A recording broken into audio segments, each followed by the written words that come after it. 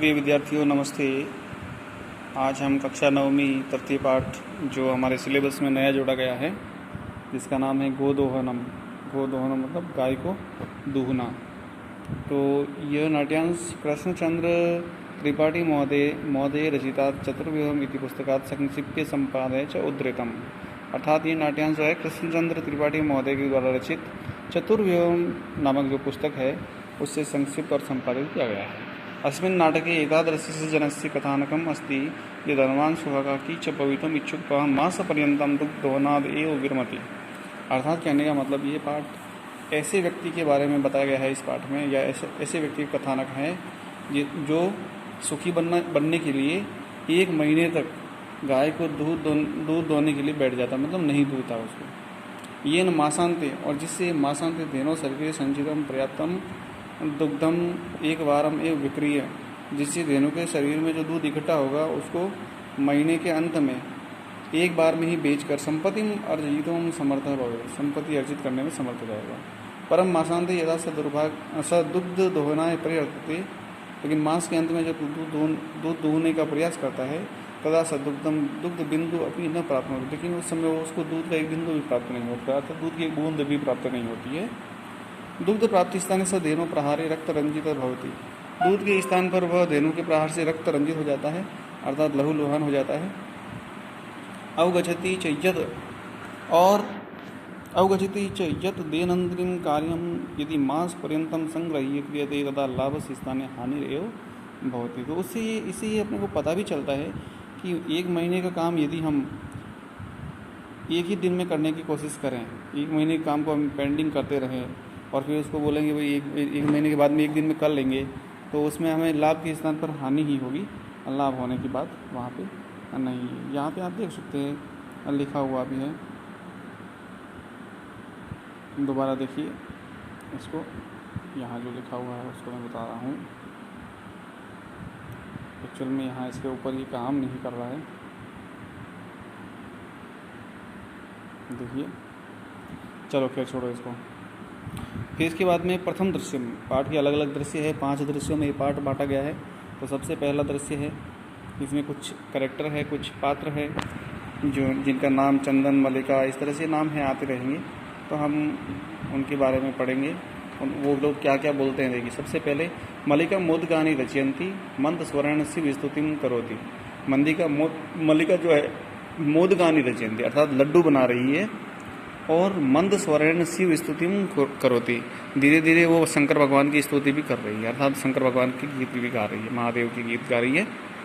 तत् प्रविशति मोदक गंधम अनुभवन प्रसन्न मनाः चंदनः, उसी समय लड्डुओं की गंध को अनुभव करते हुए, मोदक गंधम अनुभवन, लड्डू की गंध का अनुभव करते हुए, गंध का मतलब यह सुगंध से है, प्रवेश करता है, प्रविशति यानी प्रवेश करता है, प्रसन्न मनाः चंदन, खुश मन से, प्रसन्न मन से, खुशी खुशी चंदन वहाँ पर बड़ा खुश होकर आता है क्योंकि उसको लड्डुओं की जो है वो जो सुगंध आ रही है।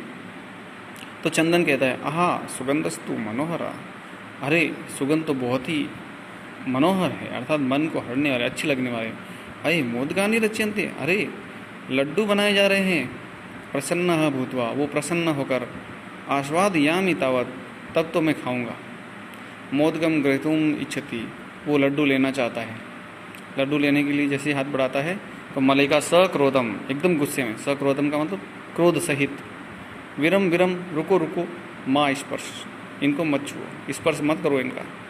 एतानी मोदकानी, ये लड्डू है।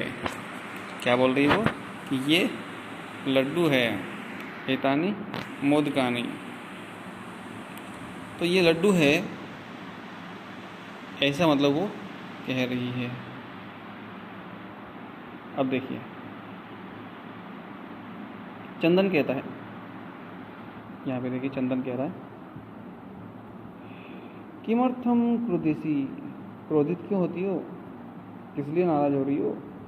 तव हस्त निर्मितानि मोदकानि दृष्ट्वा अहम जीवा लोलुपताम नियंत्रितुम अक्षमः अस्मि, तुम्हारे हाथों से निर्मित जो लड्डू है, मोदकानि जो है, दृष्ट्वा उनको देखकर, अहम मैं, जीवा लोलुपताम नियंत्रितुम अक्षमः अस्मि, मेरी जीव की लोलुपता जो है, लालसा जो है, उसको नियंत्रित करने में अक्षम हुई। अर्थात मैं अपनी जीभ की जो लालसा है, खाने की इच्छा हो रही है, उसको नहीं रोक पा रहा हूँ, अक्षम हूँ। किम न जाना सी तुम इदम, क्या तुम्हें ये पता नहीं कि तुम्हारे हाथ से बनी हुई चीज़ मुझे कितनी अच्छी लगती है? तो मलिका कहती सम्यक जाना मी नाथ, हे नाथ मुझे अच्छे से पता है। परम एतानि मोदकानि पूजा निमित्तानि सन्ति।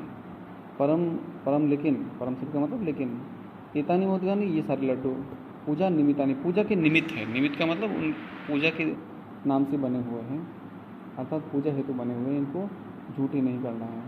संति यानी है।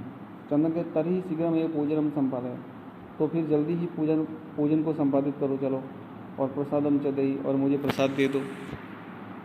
तो मलिका कहती है भो अत्र पूजनम न भविष्यति, अरे यहाँ पूजन नहीं होगा।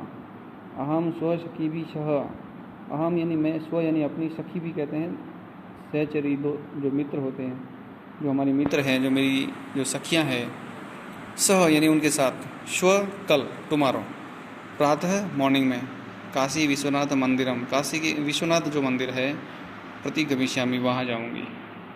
तत्र गंगा स्नानम धर्म यात्रांच वयम करिष्यामः, वहाँ गंगा स्नान और धर्म यात्रा हम सब लोग करेंगे।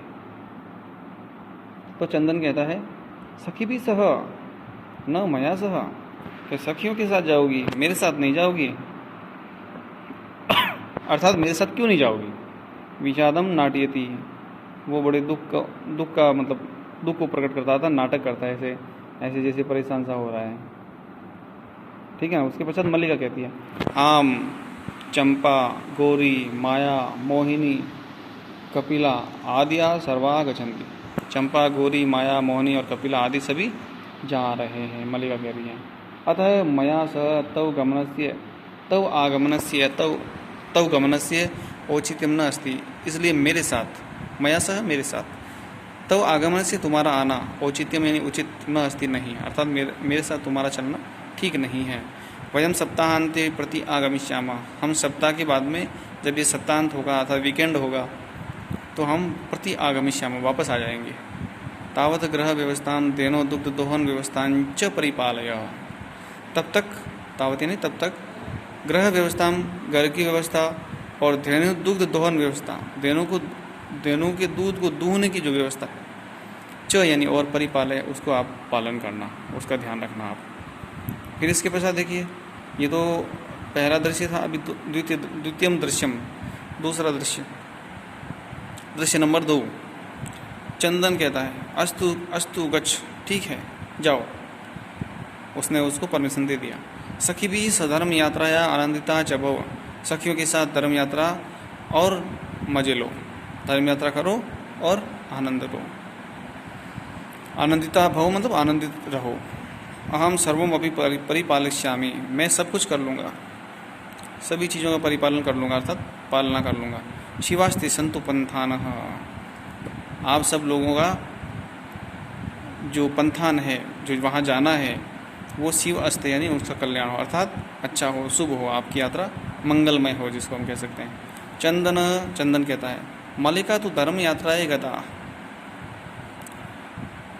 मलिका तु धर्म यात्राए गता अस्तु दुग्ध दोहनम कृत्वा ततः प्रातरासस्य प्रबंधम करिष्यामि, स्त्रीवेशम धृत्वा दुग्धपात्रहस्त नंदिन्या समीपम गच्छति। मलिका तो धर्म यात्राए गता, मलिका तो धर्म यात्रा में चली गई है। अस्तु ठीक है, दुग्ध दोहनम करता, अब मैं दूध दूकर, तथा स्वप्रात राशि से, तथा मतलब उसके पश्चात स्वप्रात राशि से अपने लिए नाश्ते का प्रबंधम करिष्यामि, प्रबंध करता हूँ या प्रबंध करूँगा। यहाँ पे करिष्यामि लिट लकार है, भविष्य काल है, इसलिए करूँगा। स्त्री वेशम धृत्वा, स्त्री वेश को धारण करके, दुग्ध पात्र हस्त यानी हाथ में, दुग्ध पात्र यानी दूध का बर्तन, नंदिनिया समीपम गच्छति, गाय के समीप जाता है। नंदिनिया शब्द है गाय के समीप, गाय से है नंदिनिया, नंदिनी गाय का मतलब होता है। फिर उमा नाम की कोई वहाँ पे एक और करेक्टर आती है, एक लड़की है या जो औरत है वो आती है। मातुलानी, वो बोलती है मामी, कि चूँकि उसने ड्रेस स्त्री की पहन रखी थी तो उसने सोचा ये मामी है, अर्थात चंदन की वाइफ है। तो चंदन कहता उमे अहम तू मातुला, अरे उमा मैं तो मामा हूँ, मामी नहीं हूँ। तव मातुलानि तो गंगा स्नानार्थम काशीम गता अस्ति। तुम्हारी मामी तो गंगा स्नान के लिए काशी गई हुई है। कथय किम ते प्रियम करवाणी, कहो किम क्या ते तुम्हारे लिए प्रियम अच्छा करवाणी करना चाहिए, अर्थात मैं तुम्हारे लिए क्या कर सकता हूँ, तुम्हें क्या चाहिए। तो उमा कहती मातुल मामा पितामह कथयति, पितामह मतलब मेरे दादा कहते हैं, या मेरे दादा ने कहा, क्या कहा है, मास अनंतरम इस महीने के पश्चात अस्मत् गृहे हमारे घर में महोत्सव भविष्यति एक बड़ा उत्सव होगा, भविष्यति नहीं होगा। तत्र 30 शेकटम इदम दुग्धम अपेक्षते, वहाँ 30 कहते हैं, देखो 3 यानी 3 शत यानी 100, शेकटम कहते हैं लीटर को, अर्थात 300 लीटर दूध अपेक्षते चाहिए, हमें करीबन 300 लीटर दूध चाहिए। बड़ा उत्सव होने वाला है तो बहुत ज़्यादा दूध चाहिए। या 63 होता तो 30 होता, लेकिन ये 30 है लिखा हुआ तो हो सकता है 300 से अर्थ लिया हुआ। ऐसा व्यवस्था भवत भी करनी है, और इसकी व्यवस्था आपको करनी है, अर्थात दूध की व्यवस्था आपको करनी है।